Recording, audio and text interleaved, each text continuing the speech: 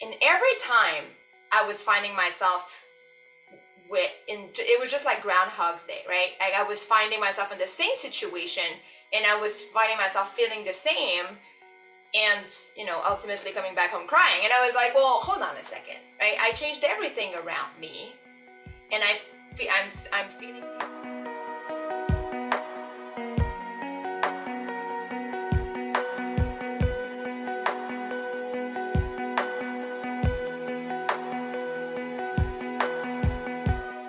Hey everyone, thanks so much for joining me for another episode of Female Empowered. I'm once again your host, Krista Gurka, and we are so fortunate to have Genevieve join us today. I'm really excited to chat with you because I think the topic we're going to talk about today is how to achieve more by doing less. And I think selfishly, I hope to learn a little bit myself, but I know my listeners will be very, very excited to hear. So let me give you a little background, people. So we have is Genevieve Pepin, who's an accredited life coach, certified mindset specialist, productivity and leadership development coach, an improv facilitator. That is awesome. We're going to have to maybe do some improv, and a podcast host.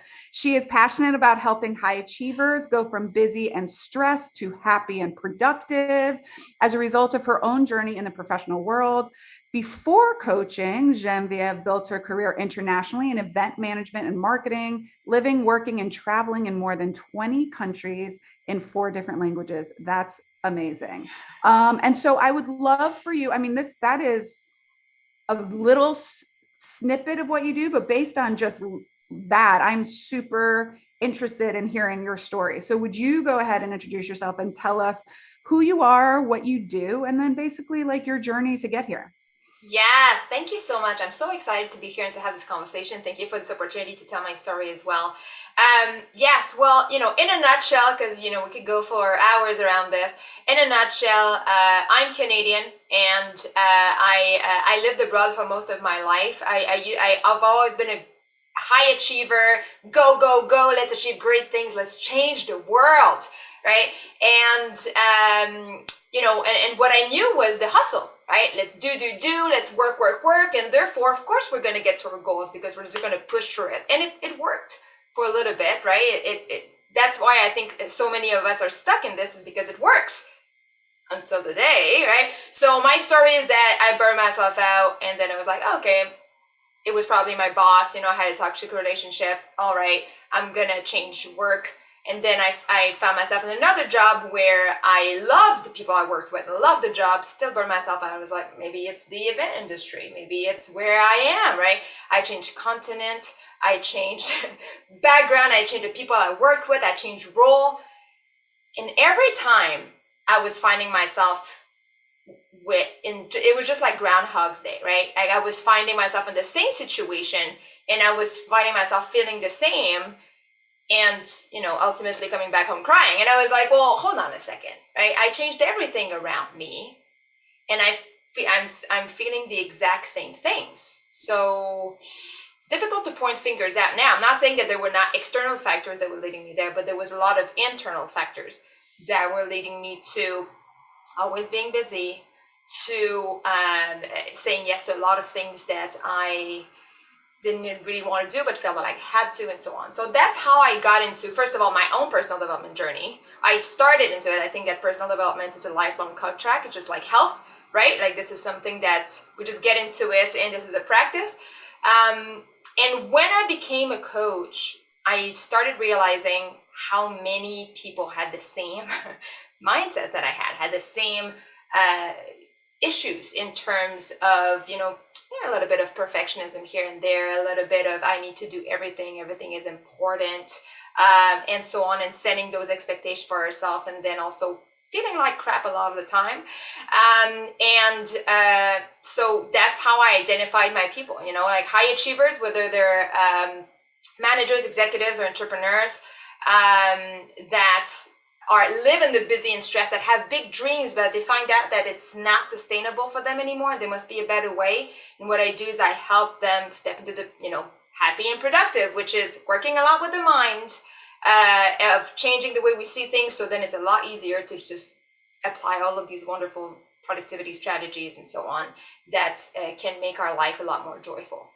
Yes. So Yes. Yes. that's how I got here. I know. If you guys are listening to the podcast, you can't see me nodding, but I'm over here like nodding and saying yes. So I love it. I actually love that you use the term high achievers. And I'm really interested in that because I've always said that I was an overachiever. And someone said to me recently, she was like, you're not an overachiever, you're a high achiever, meaning like overachievers mean that you were not meant to achieve well and you overshot what you were meant to do. And she's like, you're a high achiever. And I was like, huh, I've never thought about it that way. But yes.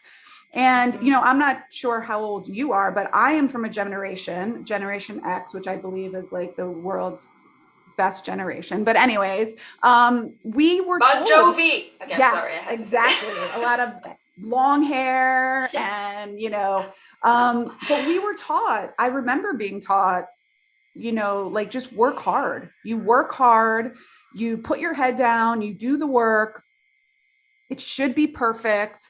All of this stuff. So I think a lot of our listeners will resonate with that. And in the United States, at least, and I'd be interested, you've been all over the world. So I'd be interested in your take on this, but for sure in the United States, busyness is like worn like a badge of honor here, where you say, how is, oh, so busy, and I think it's a really big mindset to be like, busy is different than productive. Oh, yeah. And so I would be curious, kind of before we get into your strategies, do you see that as universal in all of the countries that you've traveled, or have there been certain cultures and countries where busyness is not seen as a badge of honor and it's almost like the flip side? That's a very interesting question. I think that North America, also I'm a North American, so I recognize that very well. I think it's very typical, and do things well, and also like, work now and play later, right? Mm-hmm. Which later never comes, by the way, but or may come, but yeah, absolutely. I find that and please, this is my opinion and my experience. I'm generalizing because this is my experience, but the audience out there may be experiencing different things. In Spain here, for example, the approach is a lot laid back. I'm in the Canary Islands, so an island, oftentimes island cultures are a lot more laid back and so on.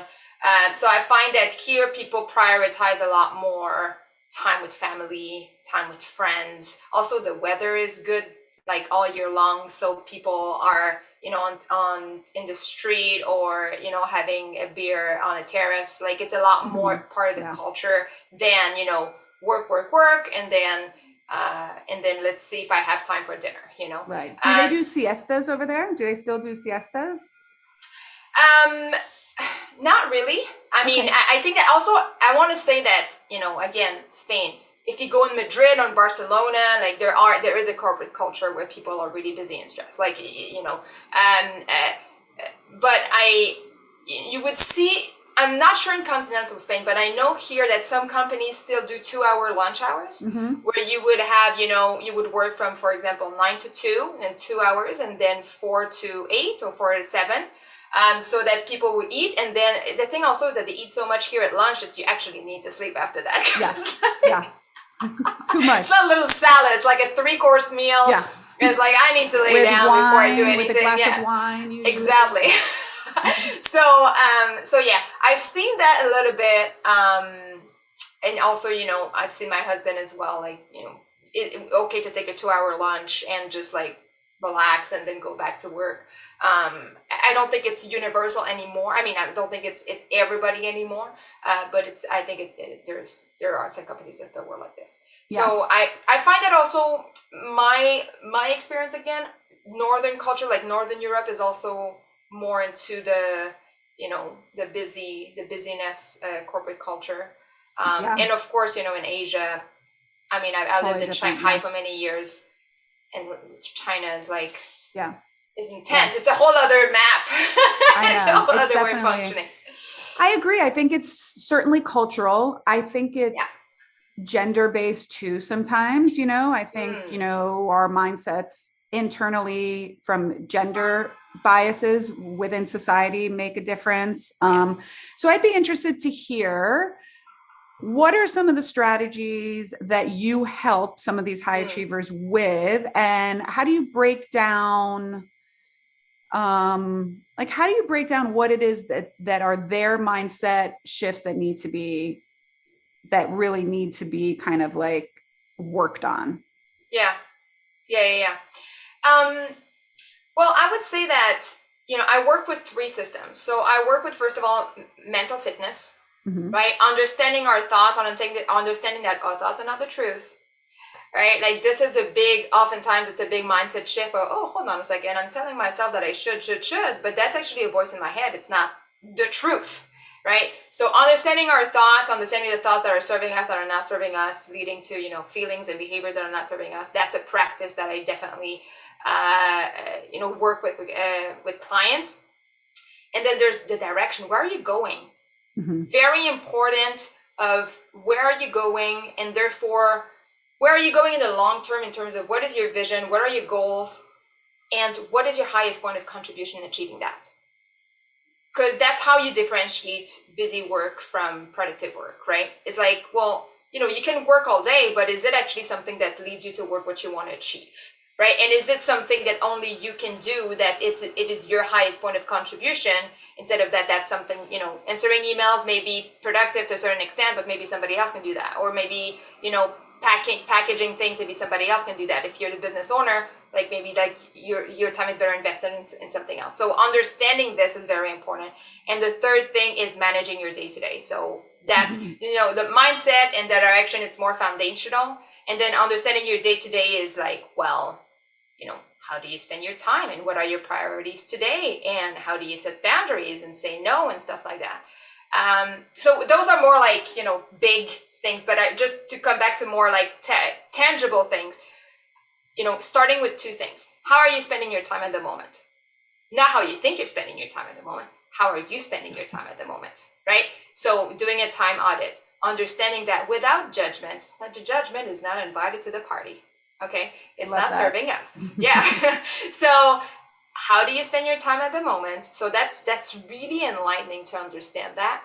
And then again, where are you going? So what is your vision, and what is your highest point of impact, or a highest point of contribution to that vision?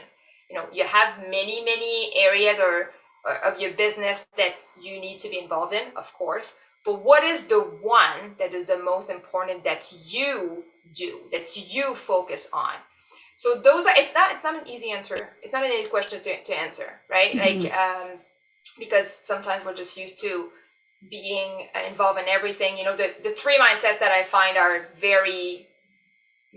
I see a lot with high achievers are: everything is important, everything is urgent, and I need to do everything. So once we debug this, but just with those 2 exercises, when we start seeing a misalignment between how I spend my time realistically in my day and what I want to accomplish and what is my highest point of contribution, then we're like, when we see a disconnect in this, like it's easy to change the mindset of like, oh, okay, I'm not spending my time toward that. Yeah. Toward that. And yeah. Where like my, that cliche word that's everywhere now, like zone of genius. Right. Yeah. And so I'm going to be your high achiever that is reaching out to you to help me become more productive and less busy. And I'm going to say to you, but Genevieve, it's just easier for me to do it all by myself, because I'm the only one that knows how to do it. Yeah. So what do you say to that? I'm sure you get that a lot, because this is what we get from a lot of it. It's just easier for me to do it myself. Yeah, for sure. I would say, I get that. I completely get that. In this scenario, you have people to help you? Yes. Great. I would say, great. If anything, and if it was easy, okay, if anything, what is it that you could say no to? Or what is it you could delegate, right? I would just say, first task, just identify this. You don't have to take action on it. I just want you to identify those things. No pressure. Yeah. All right. And if it doesn't come to mind, I would say, it's okay. It's an open-ended question. Just let your thought wander, right? Like your brain just put it out there. If anything, what is it that I could delegate, right? And then once we identify this, then we can set some time creating tasks, right? Where is it, spending, what would be the smallest step? So what would be the one task part of this delegation list that would be the easiest to delegate? That it's easier if I do it myself, but realistically, somebody else could actually help, right? Let's start there. Let's create an SOP or whatever needs to be done so that you delegate it, and let's start like this. Like starting small and see what happens. Now, the second thing I would look at is your time and energy. When we're 20 and high achiever, it's like, oh, it's unlimited, right? I can work 15 hours a day and then go out, and I don't need to sleep. I don't need to eat well. Here's the thing. That's an illusion that youth is, bringing us. But your time and energy are limited, right? You have a budget. If I give you $100 and I say, let's make a Thanksgiving feast, and you're going to the grocery store, and then there's like a tray of chocolate on sale, right in front of the door. Like, what are you going to do? Are you going to just buy all the chocolate you want, or buy Doritos and all that good stuff because it's there and it's good, and then look at the end of like, oh, okay, I have $10 left, or maybe I can get some cranberry or something, and I'm gonna bring that to the till, and it's like, then that's my Thanksgiving feast. Like, no, you're probably going to say, what do I need? I need a turkey. I need potatoes. I need green beans, blah, blah, blah. And I'm going to do a list, and I'm going for that. If I have time, if I have $10 left for chocolate or Doritos, then I'm going to, go in the sales rack and treat myself, right?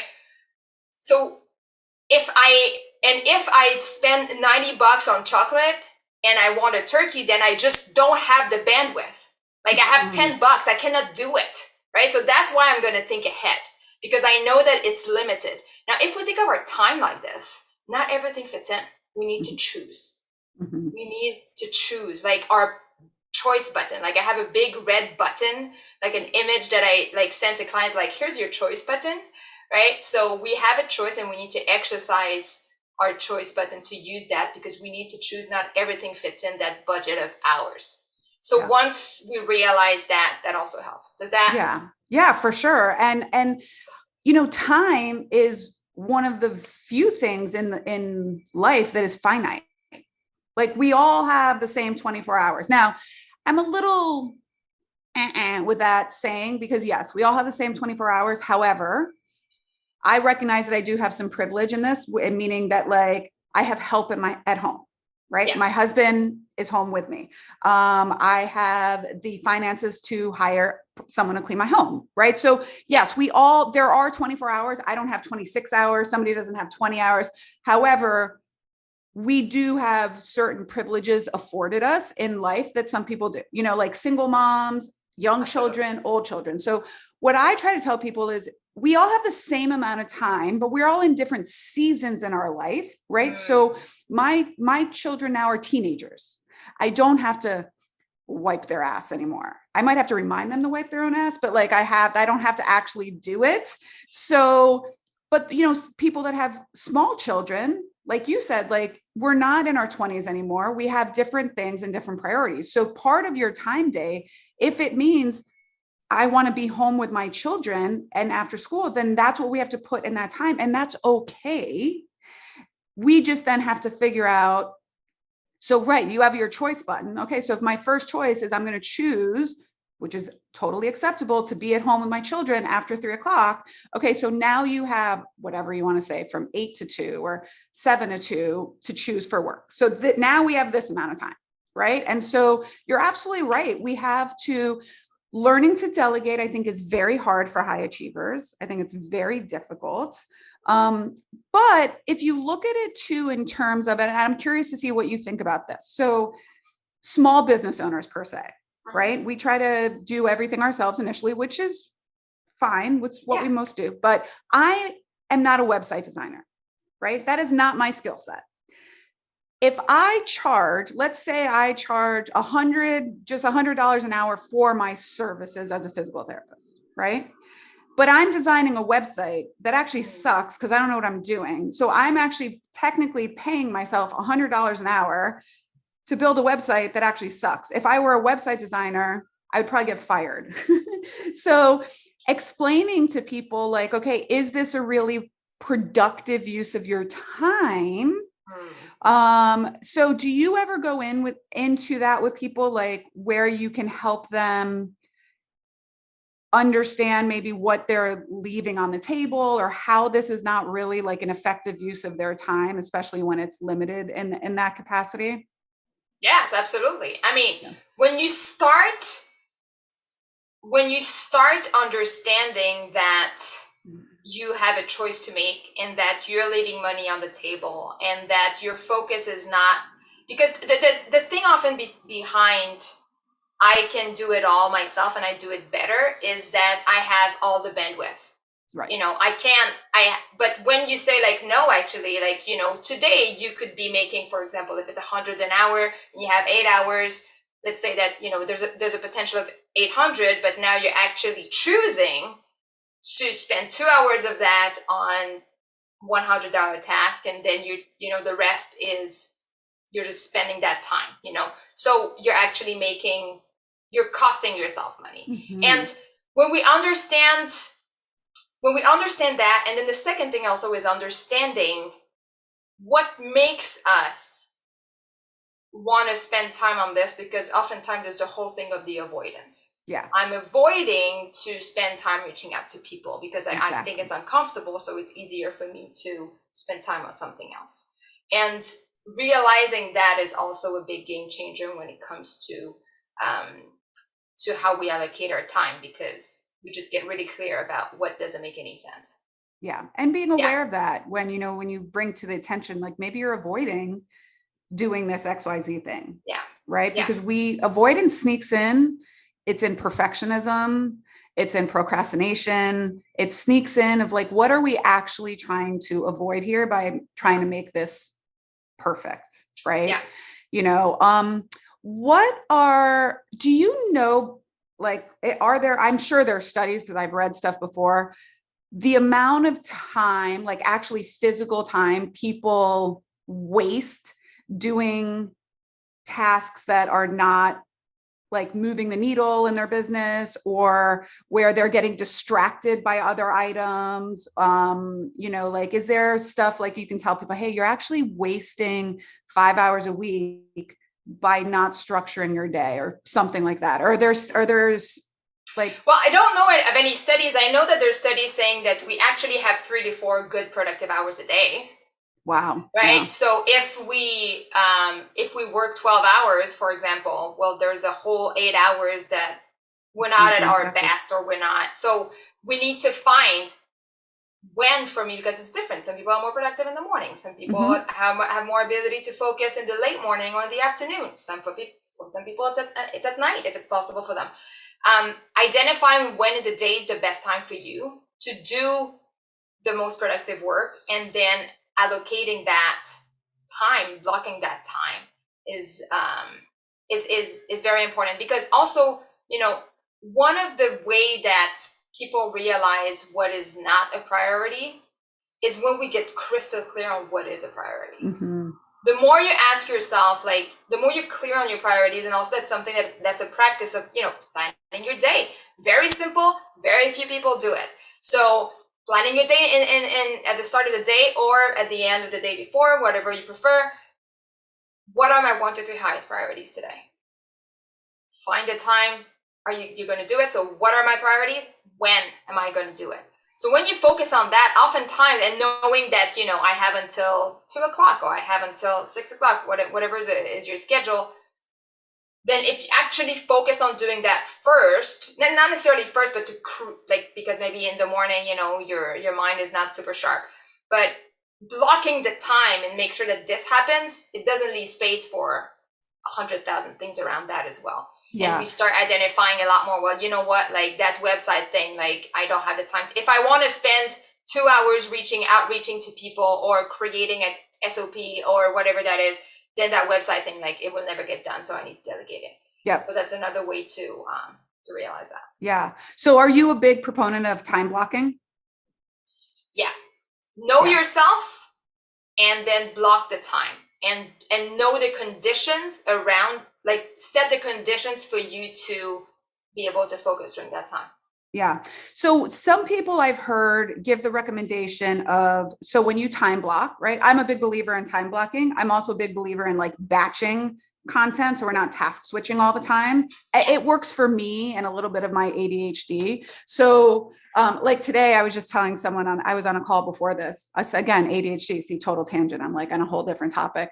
I don't have a lot on my schedule today. And it's like, making me a little nervous because when I have free time, I get super distracted. I'm really great with a schedule, really great. But when I have a day that's like, oh, I've accomplished all my tasks, I have free time, I'm like, I don't really know what to do with myself. And a lot of our audience knows that. I'm working on that. But so I've heard some people talk about you're going to give yourself 45 minutes.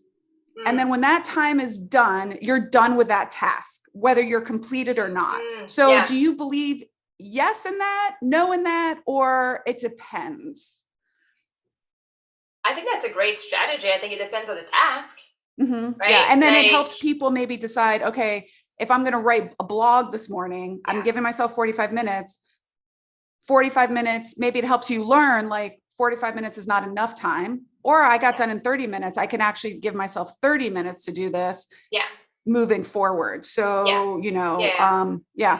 also think that, when we get to habits like this, like it's important to understand that we're not going to nail it every time. Right. If I can write a blog post in 30 minutes today, and then I plan, 30 minutes for a blog post every week, then maybe not every week is going to take me 30 minutes. Maybe some weeks it's going to take me 90 minutes, And it's just about also understanding. I think that sometimes when we plan, we have the planning fallacy where we always expect things to take less time than it actually is. And it's like, it actually takes. And also like this can nourish those negative voices of like, I'm not accomplishing anything or blah, blah, blah. Well, so I think that it's a good idea to leave buffer in our calendar and so on. I really relate to what you mentioned of when I have too much time, I don't really know what to do. And one thing that I like to do with that is to plan non-work things. So, there was a moment where I just really wanted to have more time and have more time and have more time. And, I create all that time. And then I realized, well, to do what? Right? Because I didn't feel it. Like time is just going to happen. We don't really manage time. We just manage our focus. So actually planning things for me that for fun, like whether it is, writing or going for a walk or like, I'm learning to sing or I'm in a band and like, this is like blocked in my calendar. Like I have my classes and so on. So that I plan around it. So when you have like time, like I like to, even if you're very busy, I actually encourage to increase the amount of time that you plan for yourself, that you block in your calendar, because you're just going to work around it. Right? Instead of just saying, when I have time, then I'll be able to do this. Was like, it will never happen. Like, or some days it's going to happen, but then you don't really know what to do because, you probably have a big list of things that I'd like to do when I have time. But then when you have the time, on the moment, you don't really necessarily take that decision in the moment. Exactly. And sometimes I tell myself, you know what, you can rest. That's okay today. You can read a book.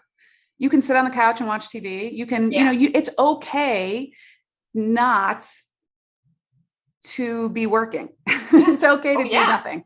Yeah, exactly. Yeah, and do something you love for the kick, for the fun of it. That's the joy. Yeah, exactly. And that's what you work all that other time for, right? Exactly. That's what you work all that other time. That's where I get great ideas when I'm not working. When I sit down, I'm like, let me jot down ideas. I'm like, but then I go for a walk, or I do some improv, or I do music, and so on. It's like, like I'm a whole person with different interests, and I can contribute to my work. Yeah. So I have another question for you. I love the what are my top 3 priorities in the day? I love that. I do that a lot too. Do you combine personal priorities with work priorities, or do you keep them separate? Do you recommend? Um, I would say 1 to 3 work priorities for the amount of time budget I have for my day. Like, Perfect. what do I need to accomplish by the time I'm finished for my day? Yeah. And then, of course, it's always great to have 1 to 3 priorities in terms of like, I actually really need to book a dentist appointment, and so on. I think that, having, it's funny because when I do that myself, like I have my, my work journaling and so on. And then I have a little section where I call it Wu Wei, which is like a concept from Lao Tzu. I don't know if you're aware of this, but my mentor talks about it all the time. And it's really about setting the condition, for success, or for success to happen effortlessly. And having your, like, whatever would make your life better, whether it is, eating or exercising or spending time with your family, or, task in the house or whatever that is. And, just saying like, what is it that I want to do for this today? It's not 500,000 things. Yeah. I'm probably going to do 500,000 things anyway, but this is the bare minimum of, if the day goes through the window and the plan doesn't happen, what are the minimum that I want to achieve for myself, for my family, and so on. Yeah. And I also like to recommend to people, like, for example, they'll put a task in there, which I'm a big proponent of. I'm in health and fitness, of like getting my exercise in, right? Yeah. But sometimes if they're like, oh, I can't do a full hour, like, how about you just say, like, I'm going to do one push-up? Like, everyone can get one push-up in at the end of the day. So instead of thinking like, I'm going to go leave my house, go to the gym, get in the gym, open the door, work out for an hour, get back home. Now you're like, oh, well, that's 2 hours of my day. I can't do this. Be like, you know what? I'm just going to do one push-up a day. I love And like, that. give Mini yourself that habits. little thing. Yeah. Like little things, right? It's okay. What can we do that we know cannot get crossed off the schedule? Even if you're about to get in bed, you could get out of your bed and like do one push up and be like, I accomplished my goal today. Yeah. I love that. Yeah. That. And this goes also into, counting your wins. Like, we always look for what we didn't accomplish, but a practice that I also encourage is looking at your day and looking at what you did accomplish. And what is great about what you're mentioning of the mini habits and chunking it down is that, and again, like, just identifying one thing, if anything, like, what is it that is success for today, is that then you can feel like, oh, actually, at least I did that. How many times do we work all day and feel like, what did I do today? What happened? Like this, I did things, but I don't really remember, or like, was it important, or like, oh, like, another 10-hour day where I didn't work on that thing. I would have had time, but I didn't take it. So when we identify those and then we reinforce it by counting our wins, like looking back, it's like, oh, actually I did this, and I did like that one push up, or then that also, just brain wise, it also tells our brain like, look, I can actually do this, and it helps us create those patterns more easily. Yeah. I'm a big list maker, and I love crossing things off my list because it makes me feel very accomplished. So with that in mind, do you have software, project management tools, journals, planners, anything that you love to work with, that you have found to be most helpful for people? Yeah. Depending, I work with people that have different systems, so I work with what they have. I personally, for my own personal productivity, I journal. I spent so many notebooks that I actually now do it on my iPad. Like, I have an Apple Pencil and I use a note app and I do it all on my iPad, so it's easier. But I do that, and that's why when my day, I'm like, oh, what is it already? Like, when I get confused, I go back. Oh, okay, here is my, what I need to get done, and so on. Of course, calendar. And then I have a lot of clients who use Asana, for example, or ClickUp, or those like classic list making things. I would say, use what works for you and what you can maintain. Yeah. Because, I'm not, simplicity is the name of the game, right? Like we don't want a productivity system to be like to add a chore to your day, right? Like you want to simplify your day. Now, I'm not saying that you don't need to change your habits around it, because you need to maintain it. But what I want to say is that, again, as a high achiever, I know that complexity sometimes is so sexy, right? However, it's not sustainable, right? So we want to make it as sustainable as possible. And those, little things that help. So for me, I'm a big, I like to write it down. What is it for you? I do have lots of notebooks, because I get like that whole like pen to paper thing I love, but I don't keep my to-dos in my notebook. I keep my ideas in my notebook, and I'll write it out sometimes, but I do love Asana because I have so many things coming at me all day, like all the people that report to me and tasks that I have to get done. I tell my team this all the time. If it's in Asana with my name and a due date, I will 100% do it. If you Slack me the message, I will probably 50% do it.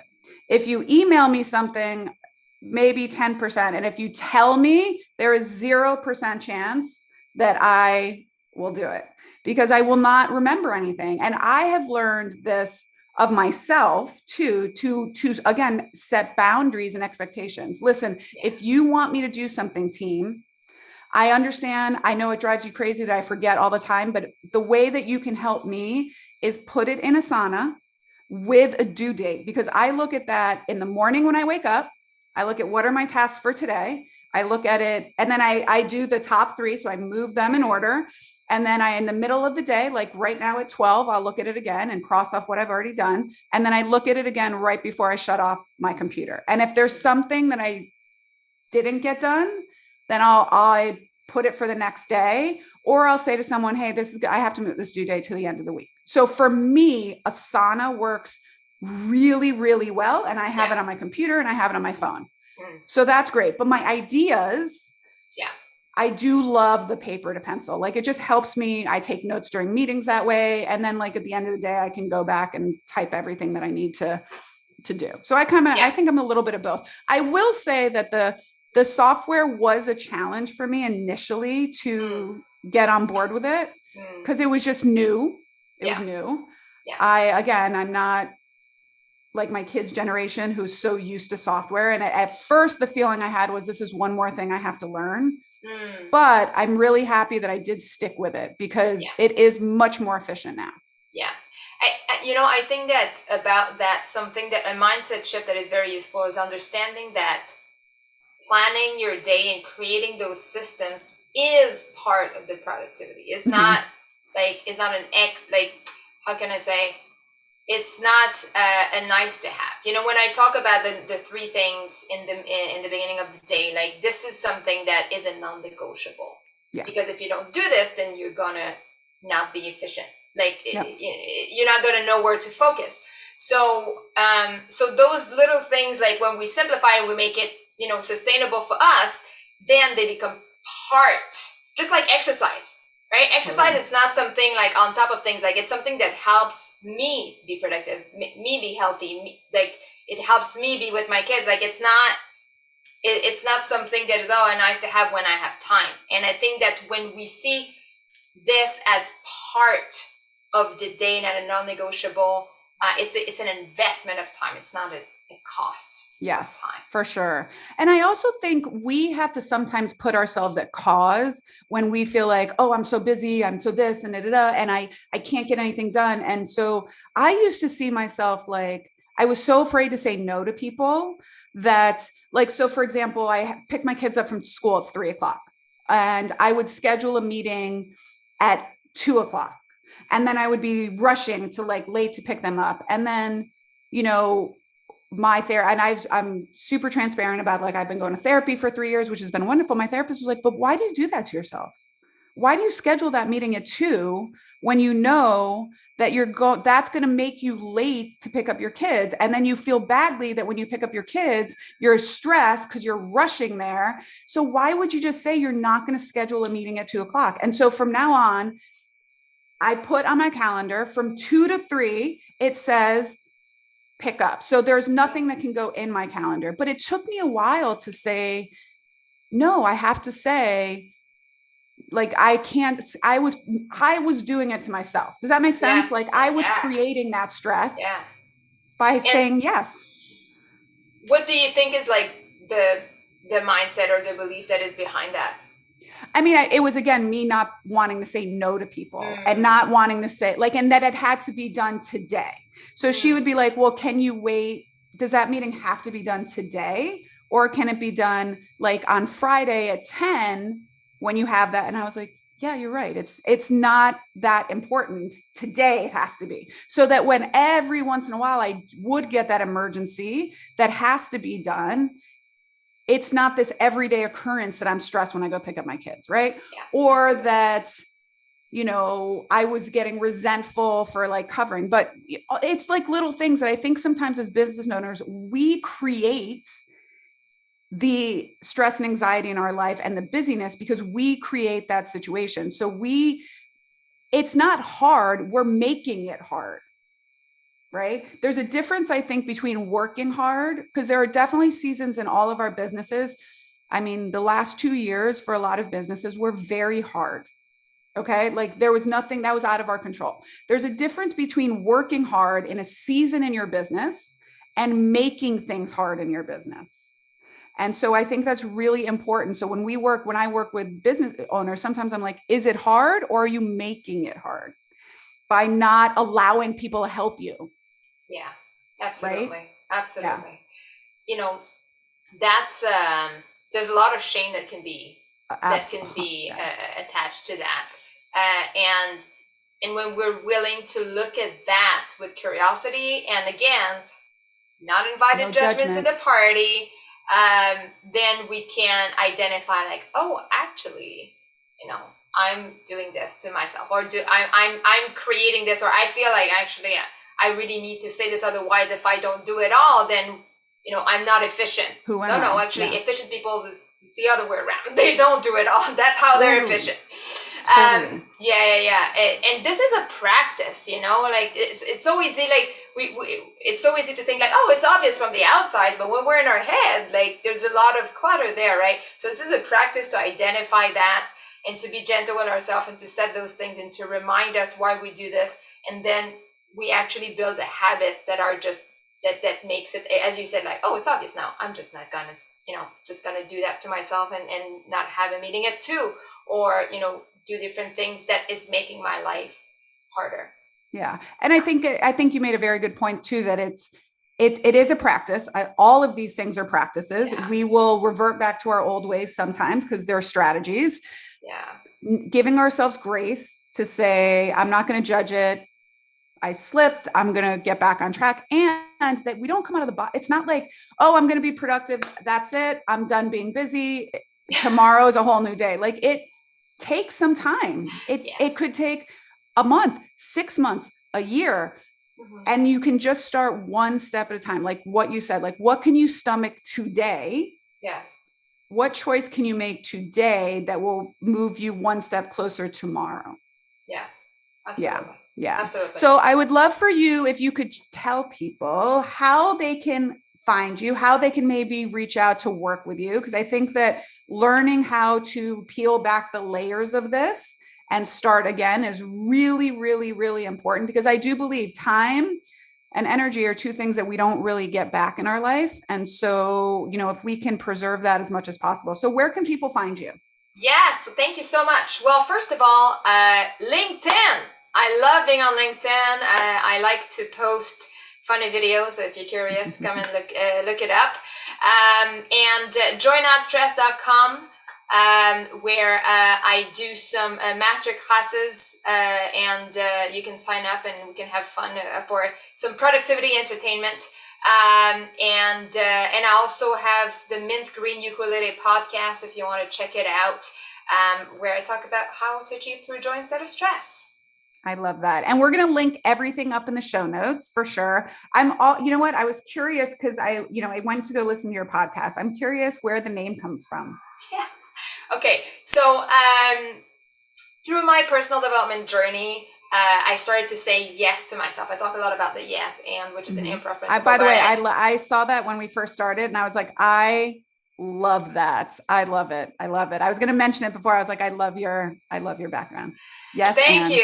It's a life changing principle, a co-creation principle. You can co-create with others, with yourself, or with circumstances. Maybe another conversation we can have around For that. sure.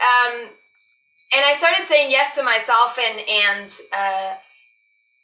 in many different ways, you know. And one day I had a nudge of like, I want to get back into music. I was playing music when I was young, and I got myself a little ukulele, like it's, you know, it's small and so on, and it was mint green. And I just started, you know, playing a little bit, and then which got me to have a better ukulele, which got me to start jamming with people, which started me getting into singing lessons, and now I'm the lead singer of a funk band. What? But the idea is that that little mint green ukulele just helped me so much to bring a lot of aspects of joy in my life. And to, because for me, you know, I'm just a creative type of person. I like to create. I was always a super artsy kid and so on. So it was a little bit of the spark of you know, living with joy and accepting myself. So yeah, and I do play some ukulele. I have some interludes with ukulele in the podcast. So I that's love where it it. comes I from. love that story. I was like, I knew there has to be a story behind this name. So I loved it. Well, Genevieve, thank you so much for coming on and sharing your insight and your knowledge with our audience. I'm sure that it resonated. And ladies and gentlemen, if you're listening, you know, look her up, maybe reach out to her over on LinkedIn and give her a shout out, send her a message, let her know that what she shared with us today was, you know, people always like to know that they reached somebody or it resonated with them. And until next time, my friends, bye for now. Thank you. Bye.